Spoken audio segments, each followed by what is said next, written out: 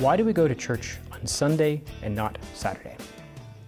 So this is a very good question, and I like it a lot because it deals with this idea of the relationship between the Old Testament and the New Testament. Now, to make sure everyone's on the same page, in the Ten Commandments, the third commandment is to honor the Lord's Day, honor the Sabbath day, and to keep it holy. And so throughout all of the Old Testament, the Sabbath day, the Saturday, was the day in which one would rest and worship God. And so then the question becomes, well, now we as Christians are now worshiping on Sunday, so why is that there's that sort of transition? And the reason is kind of manifold.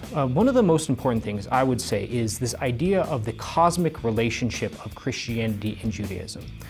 In a cosmic level, the reason why Saturday was the day of rest is because it was the day that the Lord completed creation and that He rested. There's this idea that all of the cosmos is awaiting for this moment of rest with the Lord. However, as Christians, we also say that on the eighth day, Sunday, is the day of new creation. And so the Christians, even from the very beginning, would gather on Sundays to worship the Lord. So for example, one of the documents from the very early times of Christianity that was not written by Christians was Pliny the Younger. And in a document that he wrote to Trajan, he spoke about what the Christians did. And one of the things that he said they did was they would gather before the sun rose and we would sing psalms to Jesus as though He were God, and they made a vow. In Latin, it would be a sacramentum. You might recognize that word as the sacrament.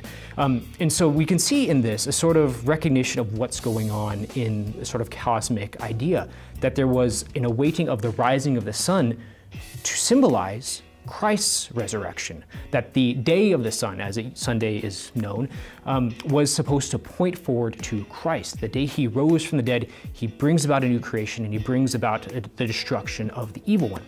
Now, we could also see this in the scriptures. On numerous occasions, we're told that the apostles, that the believers would gather on the Lord's Day, specifically Sunday. And so you can see this in the book of Revelation, chapter 1, verse 10, in which John is called up into the Spirit on the Lord's Day. Another example of this is Acts chapter 20, in which Paul is preaching, and it's actually somewhat of a funny story. Paul is preaching on the Lord's Day. He's preaching on Sunday, and they gather together for the breaking of the bread, which is code for the Eucharist. And Paul then goes on and he gives this very, very long homily because he's leaving the next day.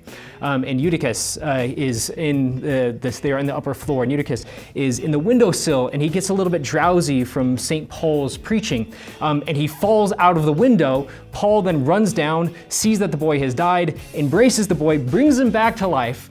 They go back up, and Paul continues to preach. So if you ever think that a priest is preaching too long on Sunday, just remember St. Paul preached a lot more, so much so that someone actually died. But then after bringing him back to life, he kept preaching. And so this happens on Sunday.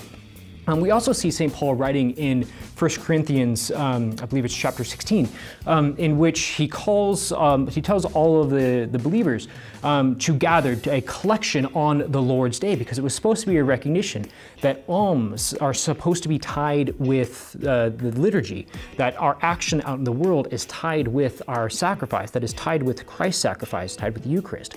And so what we do on Sunday, this gathering of collection to distribute to the poor, is part and parcel with what it means to honor the Lord's Day. So, to recap everything that I just said, in the Old Testament, Saturday was the day of rest, to enter into the rest of God.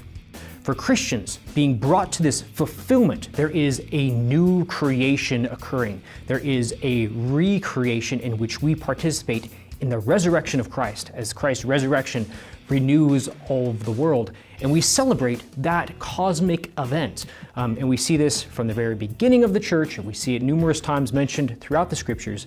And then we also see, as sort of a continuation of what I'm saying, throughout the ages, this has been the practice of the church, to remember the Lord's Day, Sunday, as the day of the Lord, the day of resurrection, the day of Christ's victory.